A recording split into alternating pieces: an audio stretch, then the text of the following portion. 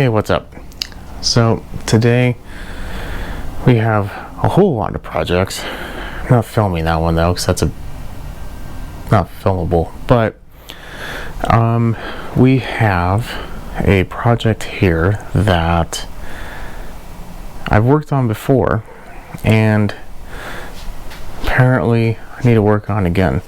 I don't remember how long ago it's been, because how I release the videos is I usually film a lot, put them on my computer, upload them. Over the course of time, I slowly release them, usually every other day, maybe sometimes daily if it's on the weekend. But because of my real work schedule, I only have a certain amount of days I can film. That's usually called weekends and an extra day off that I have throughout the week. So I film a lot in one day, and I just edit them. So I probably released this video, I want to say like early May, maybe June, I don't know, it was a couple months ago. But I probably actually worked on this late March, early April. And since then, the pull cord will not retract. And he said that it was running good, and then it just kind of stopped. Over the course of time, just kind of got a little worse. So I'm pretty sure the air filter's bad. We are going to check that, but I asked them, how much do you use this machine? Because it's a professionally used machine. Oh, that's a big bug. Okay, big bug is dead. But anyway, so it's a professionally used machine, and he said that they've been using it probably at least 1 or 2 jobs a week, and they do not use water. So I would imagine the air filter is plugged up, and we're going to take a look at that right now. And I have a pretty good idea what's happening with this pull cord, because they don't use an air filter, or excuse me, water. You get a whole lot of dust in the air. That air gets all over. Like I explained before, these types of machines get a special type of dirty, and when that happens, the recoil is kind of exposed and it gets dirty. I'm hoping that's what it is. I'm hoping it's nothing fatal, because it could just be stuck. I don't think so, because usually the handle would at least retract, and it's not even retracting. So I'm assuming it has at least majority of the problems in the recoil, but we'll get that to a later point. I want to take a look at that filter. Let's see what we have here. If I remember correctly, this is pretty easy to take off.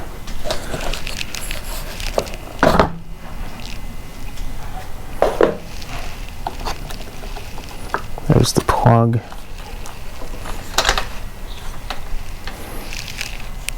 Well, I see the air filter, and it's a little full, but I also need to blow out some of these screws, because like I said, special type of dirty. I don't want to put a screwdriver in there and not have a bite and have a bigger problem by just rounding off the tops of the screws.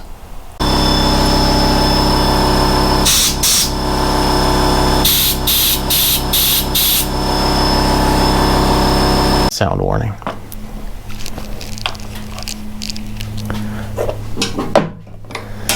So that's the pre-filter.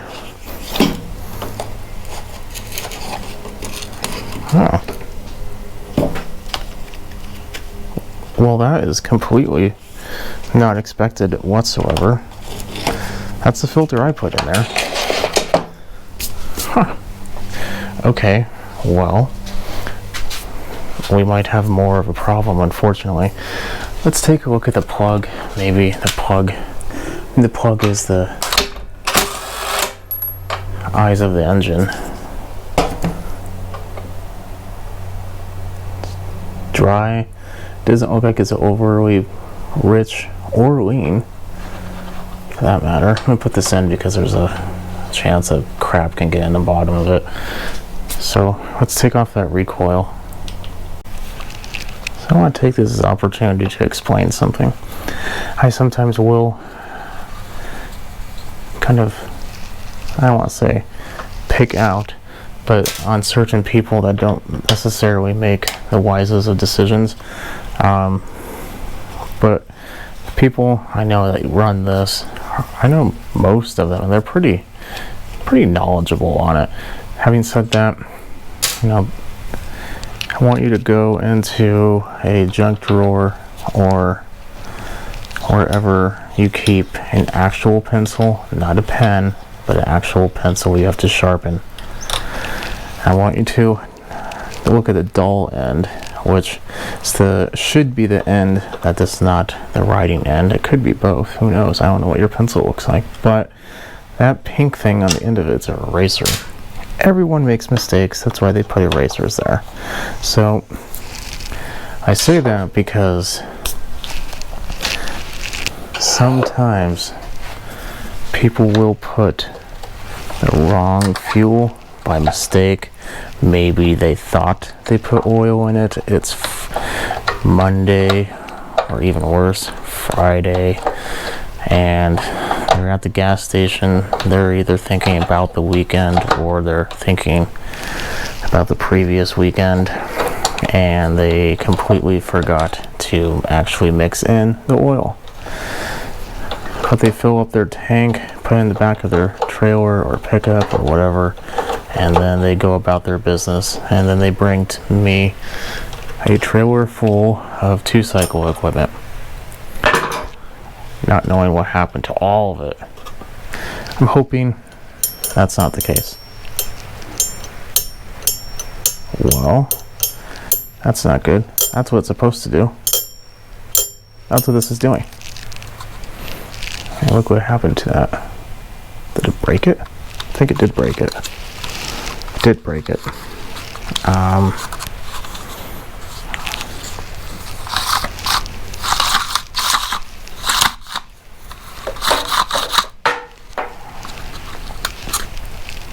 Yeah, there's pieces coming off of it now.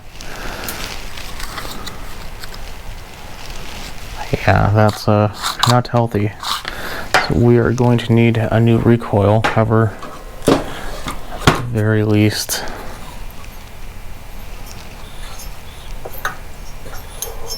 The plug is out, or excuse me, the cable is not connected. It really doesn't feel like a whole lot of compression though.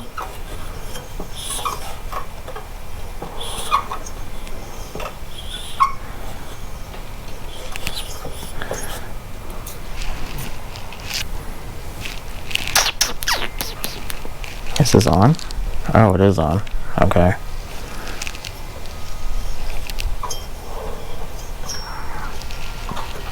Still not a whole lot of compression on it. There's a lot more though.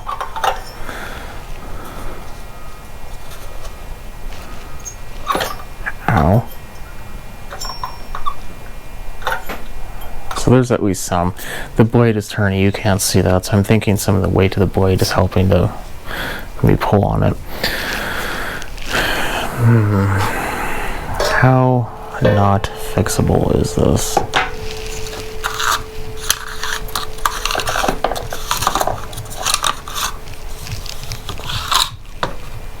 I definitely think the spring is broken.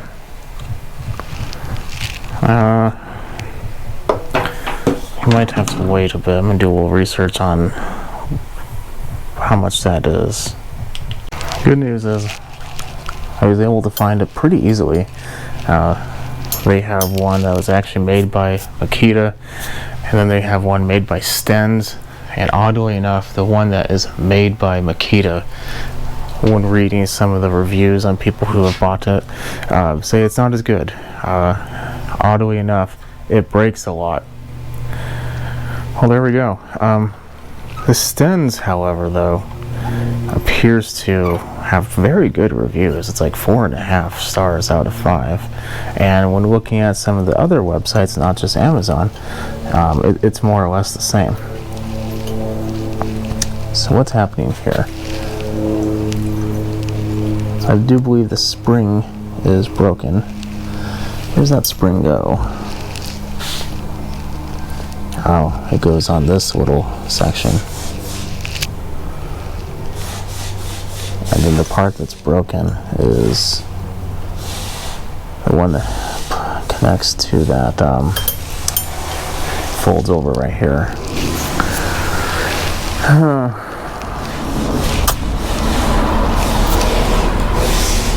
So let's see here. What happened here? I'm thinking, oh, and the throttle wasn't open all the way, or was open. Was it choke on?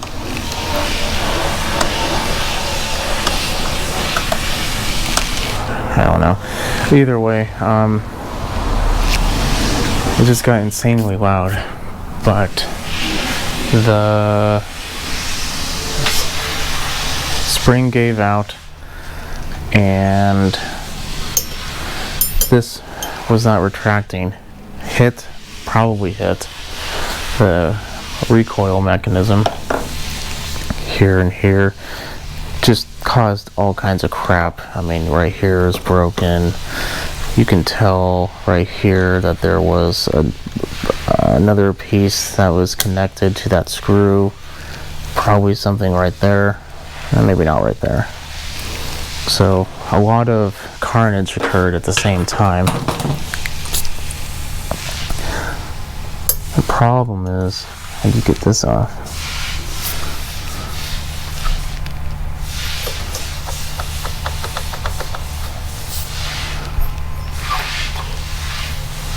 I really don't want to have to take that recoil off, but how will this come off?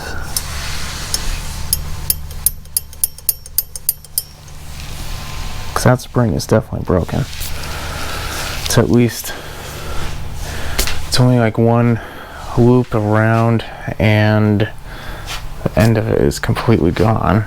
So I'm thinking it probably needs at least 2 loops. Let's look at the other one. Yeah, it needs at least 2 loops, so we're missing about half of the spring.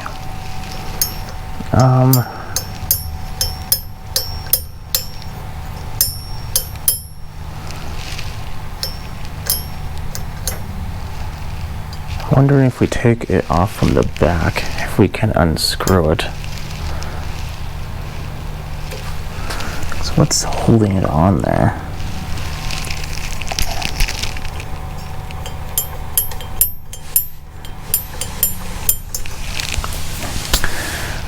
Well, I'm going to take the plug out, and then I'm going to put in a piston stop, and we will lock up the piston, and we'll try to take off the flywheel.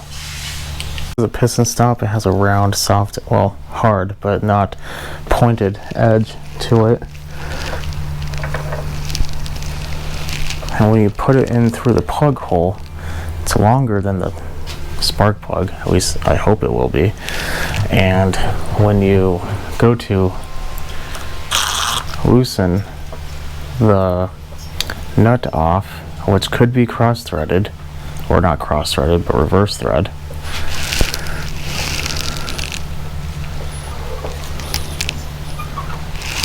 or it's not long enough at all, or I just didn't push it in far enough. That's also a good thing to do.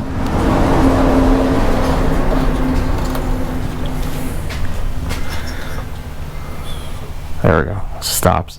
It gives us something to kind of give us a little benefit. Okay. Yeah, it's usually the clutch on the other side that is the reverse thread, just because they don't want that to be coming off. And I'm going to get something to get that flywheel off. So flywheels are held on by like a press fit almost. There's a taper, and we have to kind of break it off. There's a seal puller is the only thing I could find that's small enough without having to take off a whole bunch of stuff. Let's see how well this goes. There we go. But usually you can take like a screwdriver or something and apply pressure to the back side of it. Sorry for the noise. And when you either take a nice hammer, if you want to go all barbaric on it, or if you take, you know, a tool like that, the air hammer, it will put like a jolt on it and pop it right off. Unless the flywheel key is broken, it's usually not too bad. Well, that's not good.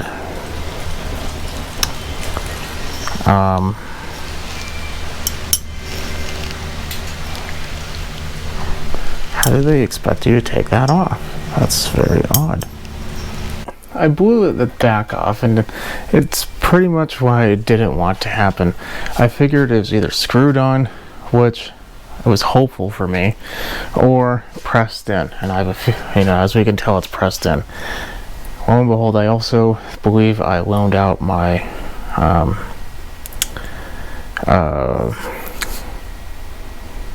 my one blank, the tool you usually use to pound on. Punch. There we go. Punch set. So I'm a little worried I'm going to damage some of the fins. I'm going to go pretty gentle with that, and you're probably going to be a little shaky, so beware, and it's going to be a little loud. Let's see if we can get at least some movement.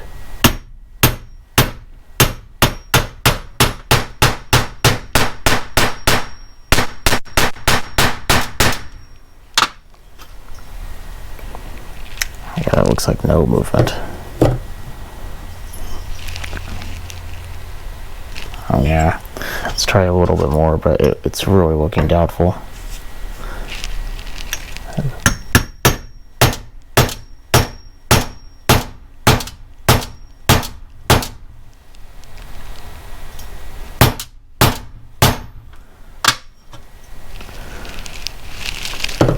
So I'm at that point where I don't want to risk breaking it and have to buy a new flywheel. So I'm not going to. I'm going to try to do this while on there. I mean, you could add heat to it, and I mean, aluminum will expand, but I would rather not go down a potential avenue of problems. So I'm thinking if I can make a semi-round spring, maybe even from this one. I mean, they feel very similar. This is a old spring off of a Briggs & Stratton 5 horsepower carburetor pump. So let's look at this other one. It needs a long straight piece and then another long piece with like a hook on it. So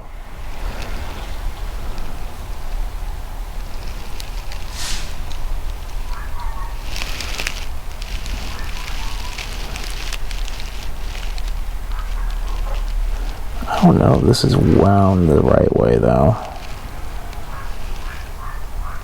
No, it is. How could it be rounded the wrong way, you know?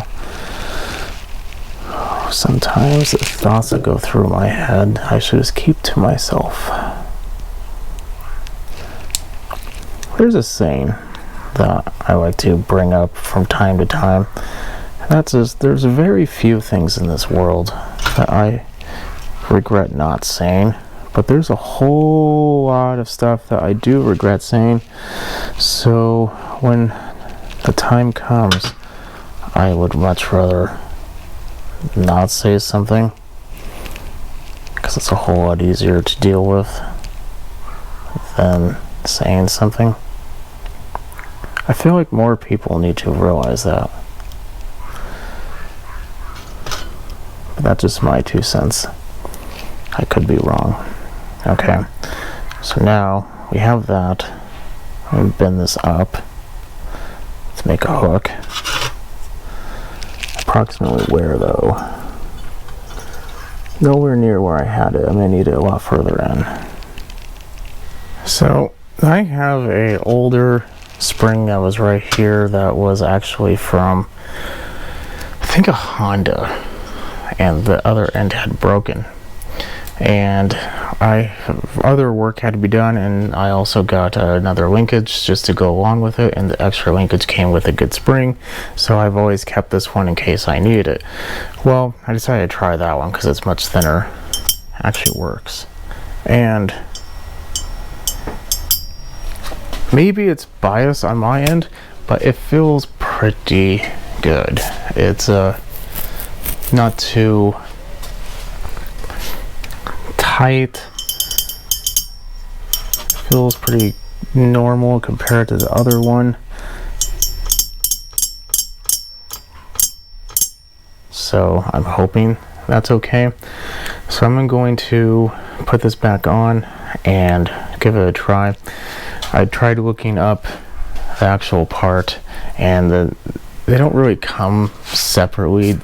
I was able to find the part number, but actually trying to find one that would be here that's not within, I think the earliest, I mean, put in perspective, this is the beginning of September. I think the other one was November 18th or 28th. No, it must have been the 18th. I'll have to look again, but it was pretty far away, so you know it would have to be on a long boat over, and that's just something I can't wait for. So we'll try this. I do have a recoil coming, so we'll go ahead and give it a pull and see what happens when the recoil gets here.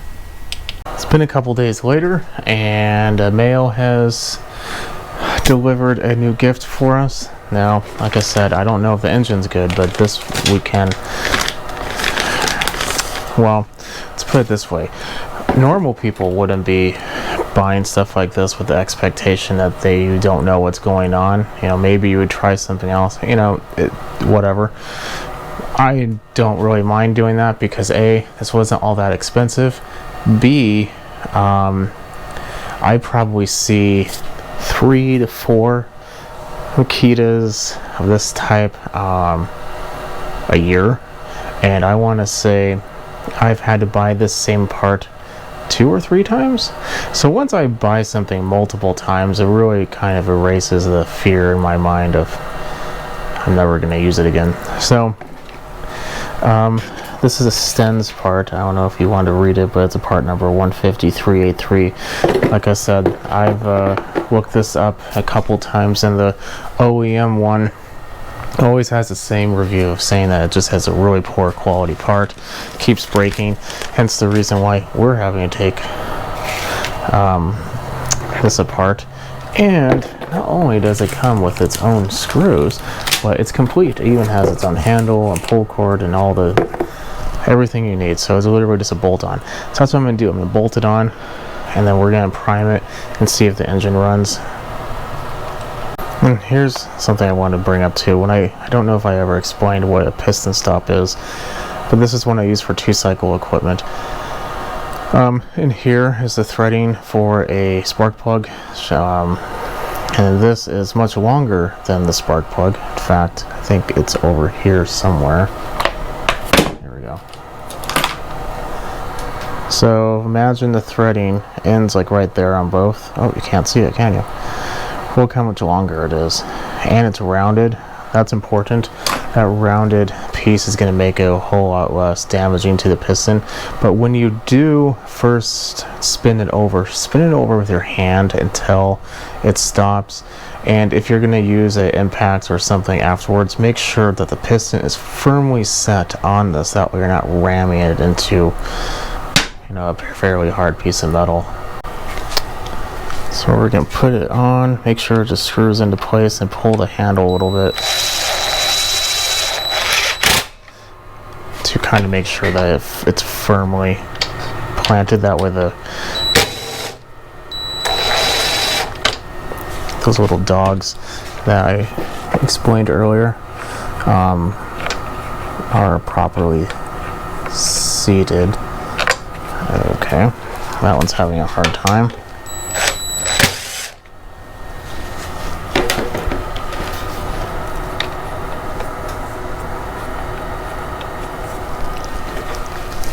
There's always one screw that gives you a hard time.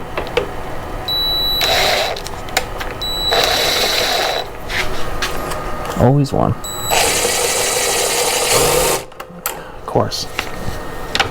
Well, let's do the others, see what happens.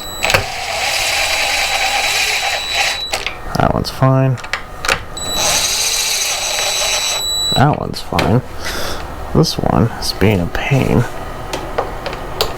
You probably can't see it a lot, but there we go.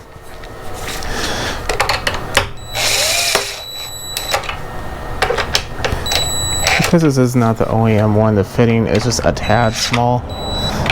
So you do kind of have to be a little persuasive. And that's just because there's a lip on the outside. So the reason why you're looking outside right now is this. I've had the part for this for probably a good 3 or 4 days, but for the last 3 or 4 days I've been making that cart that you see outside. I'm not going to explain what it is, except for it's a friend of mine's, and with their approval I was going to record it, but I decided not to because I didn't get it ahead of time. And well, to be honest, this is the first one. There's a whole lot of head scratching that went into there, so, but there might be more. My question is to you, if I do more of this during the winter time, because the small engine stuff stops, is welding / fabrication something that would be of interest to anyone that watches my videos? If it is, leave a comment below, and who knows, maybe I'll have a different section, or maybe just a different channel altogether. I'm not sure yet. So we have it all done. Let's put on, I don't remember if this has like a primer bulb. I do not think so. No, I do not believe it does. The handle's gonna... No. Somewhere there we should be able to see where the choke is. Well, let's just assume that's the choke. Turn it to full throttle. Let's see what happens. Pull this out, or push it in.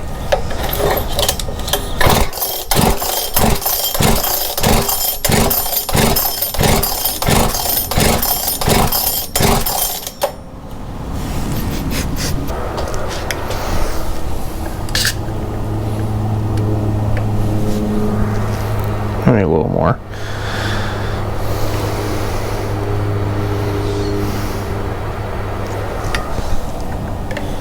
Yeah, thing's stuck, but let's see what that helps.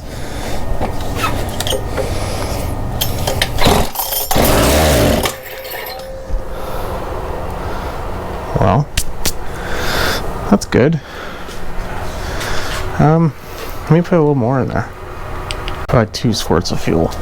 Try it again.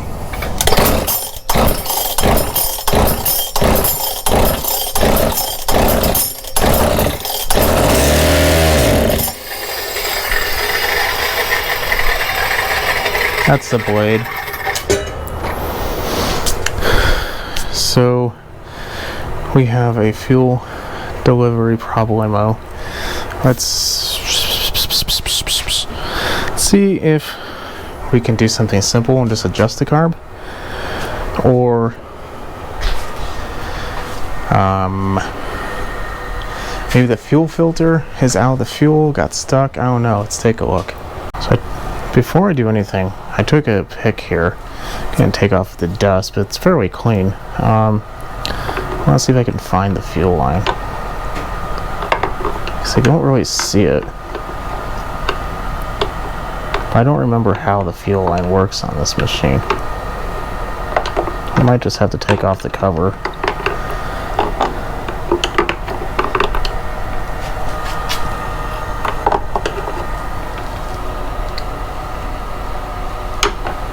How does this fuel line work? Oh, I think I got something. Yeah, I do. Okay.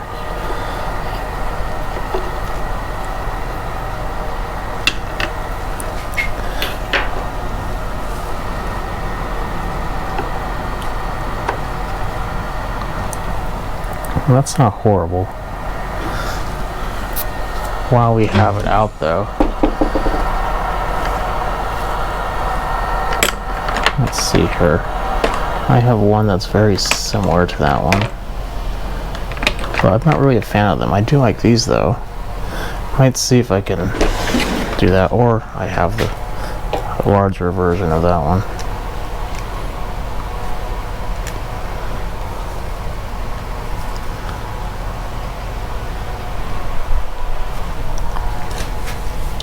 The fuel line itself feels pretty decent. If I remember correctly, I think I might have replaced that fuel line a year or two ago.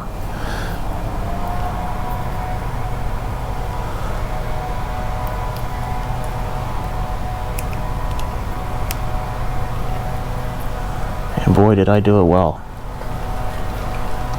Might just have to cut it off. A little cut off isn't going to be a problem. Just want to make sure you hold it.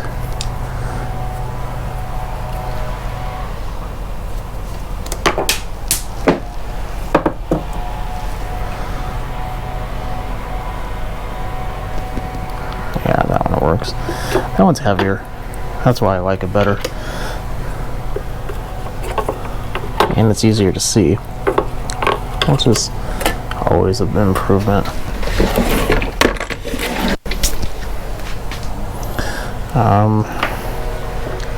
So what we're going to do is I'm going to adjust the carb, which I think is actually on your side. Yes, it is. I do not see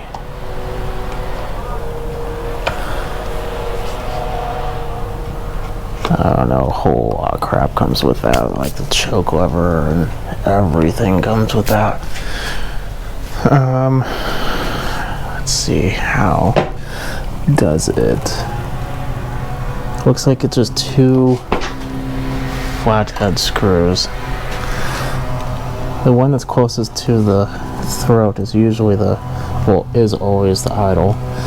So we have 1 3/4. Let us turn that to 2. So that steel's right in this angle here. I know this isn't a steel, but don't tell anyone. This screwdriver, however, is very useful.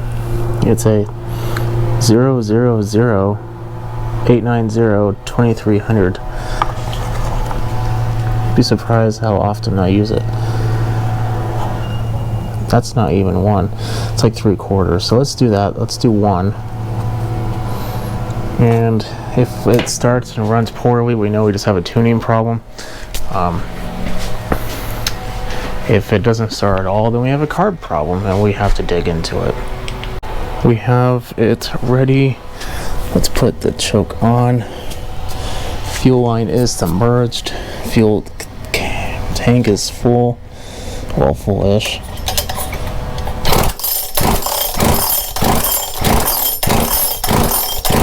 There's a problem. See this like little sludgy stuff? It was all over the plug too. I mean, I didn't necessarily torque it down all the way, but let's get a compression gauge. What you're looking at is a compression gauge. I'm not really a fan of this one because there's a multitude of reasons, but it will always put us in the right direction. The main reason I don't like is because you're having to measure compression with a long tube, and when an engine's only 50 or 60 cc's to begin with, it's a lot of displacement to put in that tube.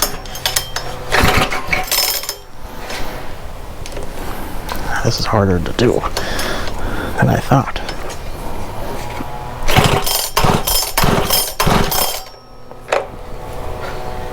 I mean, we're at 90. Let me give this a pull on the ground when you're not bound to fall over, and we'll see what it shows. We're at 120 after about 6 or 7 pulls with it on full throttle, which is how you should do it. That's not bad. It's lower.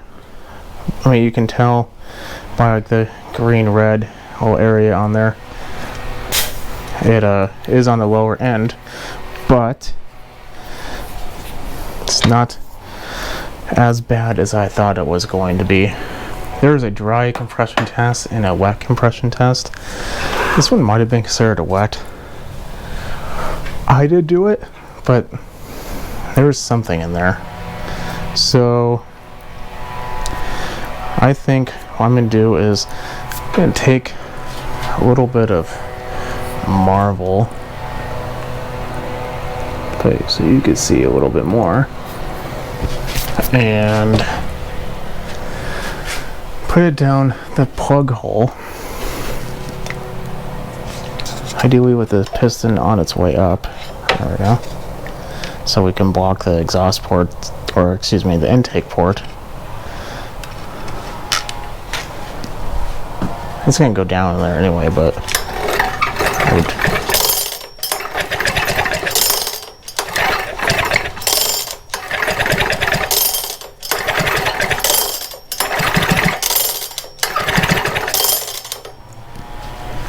now, with a clean towel, let's fold this and give it a good pull. Maybe hold it. Whoa there, calm yourself.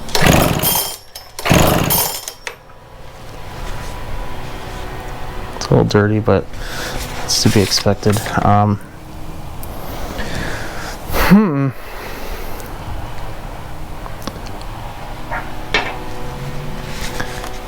Let's try it again. Let's see what happens. Now, the plug was not all the way in, and we did see a little spillage in there, so maybe some of the compression was coming out. I thought I had put it in there fairly reasonably tight, but I very well could have been wrong. So that is tight now. Let's try this again. I dumped the fuel out and it looks fine. So I don't think we have a fuel problem.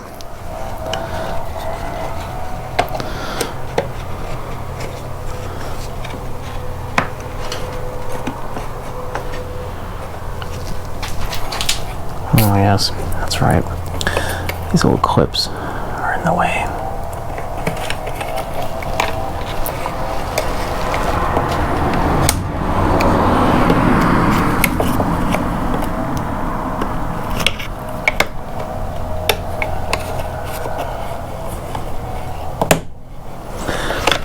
Taking this off is never fun.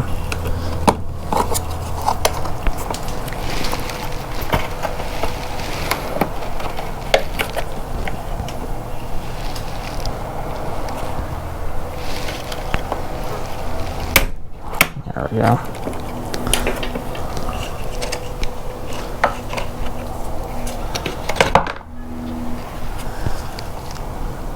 Okay, so we have a couple. A couple screws we need to dislodge. Just T25 that mount the carburetor to the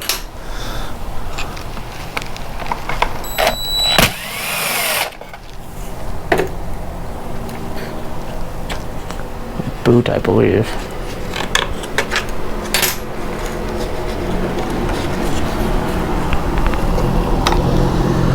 Now, the carb actually slides. Maybe I can get you a better viewpoint. Probably not a whole lot better, but at least it's better. This whole thing is connected by the boot. And you can just take the boot off with it. I don't really want to. And take this though. That goes into the choke.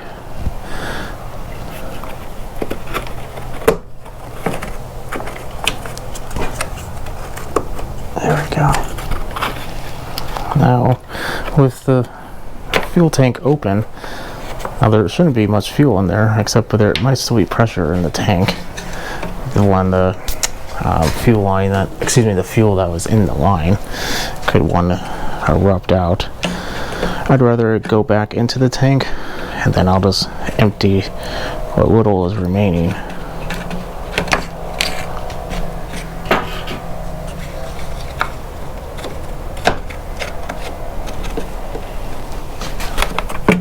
Now what am I caught on? Oh, I bet it's a throttle or something. Uh-oh. Yeah, it's the throttle. It's always the throttle.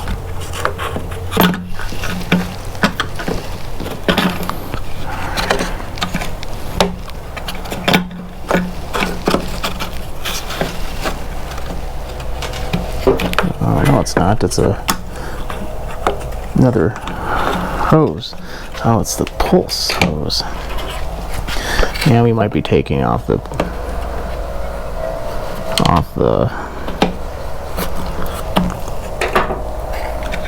boot as much as I don't want to. Might have to. So let's go ahead and take a look at this. Kind of good news. Do you see that fuel line in there? Oh wait, no, it's right there. Notice anything on it? That's a big old crimp mark. So that might have been our problem the entire time, because that carb was clean. I mean, dry, but clean, which are two good and bad things. But this, I'm not sure which one is worse, having a dirty carb full of fuel or a clean carb with no fuel. That would have been easier to see that if I would have paid attention. So pay attention to the fuel line, but we passed that road now, so I think I'm going to be looking into maybe shortening that line and then making sure we don't crimp again. But I want to put it back in and see what we have to do first. Unfortunately, the filming of me doing this is pretty hard to do because I know my unfortunate necessity of seeing what I'm doing, and I'm just turning into like a hand model for the P&W YouTube channel. But putting aside my modeling days, I got a lot of it in. The thing you want to do is make sure all your linkages are in, and then when you push it forward, you should be able to get it past this point. There's a little cup that this rides in. That cup moves when you push it, the throttle down. From there, you just need to connect the hoses, and I'm going to connect them, or the tubes or the lines. I'm going to connect them, make sure there's no crimping going on, make sure there's enough space. But other than that, just make sure that you put it in the correct order, otherwise it will be a little rough. And trust me, it's not the easiest, but you'll get it done. To ensure I don't have a problem, I'm replacing the fuel line. Just cut the end off, shoved it through the grommet, pulled it through, now we're good. So I'm going to put the new filter on, put this all back together, I'll give it a pull. My microphone battery is about to die, so hopefully it doesn't. Apologize if it does, but here we go. Choke.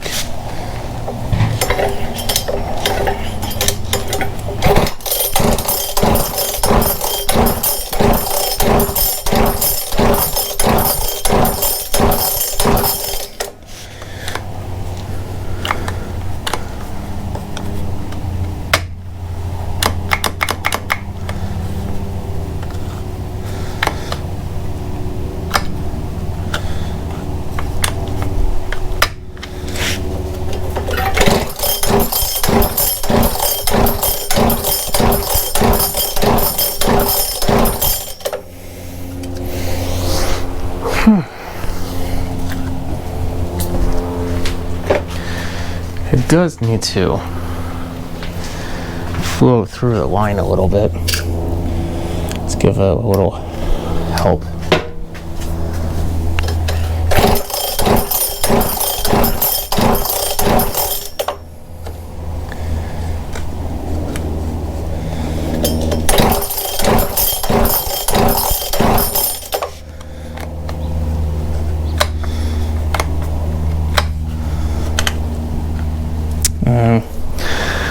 I know, duh.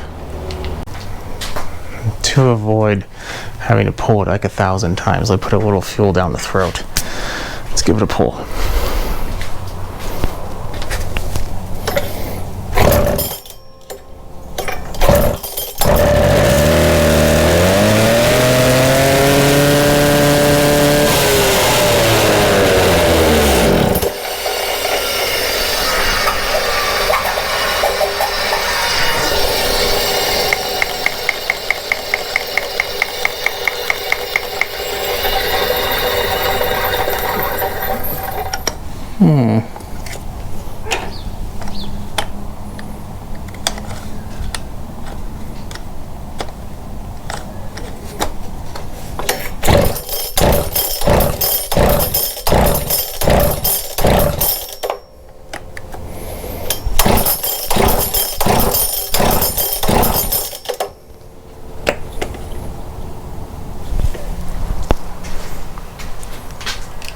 Apparently, I had the linkage that slipped off. It was in there's two little holes. It was in the wrong one and slipped into the one that was keeping it at high throttle all the time. Put it back together, redid the fuel line, because every time you lift the carb up, the fuel line gets pulled up and crimps. I think that's what happened last time. So, put it all together, tuned it up a little bit.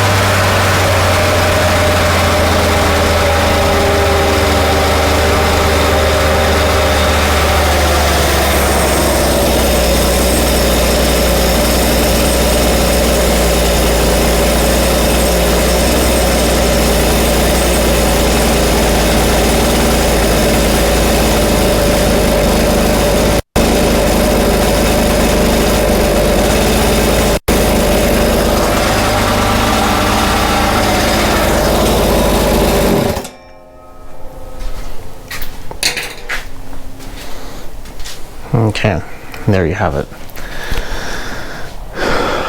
So, I think I'm gonna let it run a little longer, tune up a little bit more. But other than that, that's about it. So, if you're having this problem, you know, the broken recoil, buy the Stens one, dry carb, check your fuel line. But other than that, that should wrap this one up. Like PC, subscribe, definitely keep it a thumbs up. Catch you in the next video. Have a good night.